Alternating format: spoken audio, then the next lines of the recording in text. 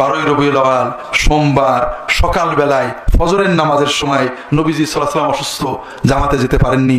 আবু বকর রাদিয়াল্লাহু আনহুর ইমামতিতে সাহাবীরা নামাজ পড়ছেন। রাসূলুল্লাহ সাল্লাল্লাহু আলাইহি ওয়াসাল্লাম দুইজনের কাঁধে ভর দিয়ে দরজায় দাঁড়িয়ে পর্দাটা সরিয়ে দিলেন। মসজিদের সব মুসল্লি কিন্তু দেখতে পেল নবীজি দরজায় দাঁড়িয়েছেন, কিবলার দিকে। তো রাসূলুল্লাহ সাল্লাল্লাহু আলাইহি ওয়াসাল্লাম ইঙ্গিত করলেন, তোমরা নামাজ পড়ো।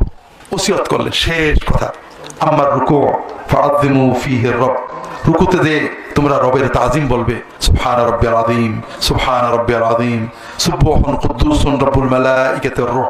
রাসূলুল্লাহ সাল্লাল্লাহু আলাইহি ওয়াসাল্লাম বললেন, আর নামাজে যখন সাজদায় যাবে তখন আল্লাহর কাছে বেশি বেশি দোয়া করবে।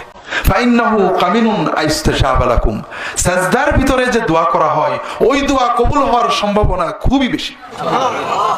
নবীজি সাল্লাল্লাহু আলাইহি ওয়াসাল্লাম নামাজে সিজদা করতেন, সুন্দর সুন্দর দোয়া করতেন। সেই দোয়াগুলো পড়বেন, মুখস্থ করবেন। আল্লাহ আমার রিজিক দাও, সুস্থতা দাও, বরকত দাও, শান্তি দাও। নবীজি সিজদায় চাইতেন।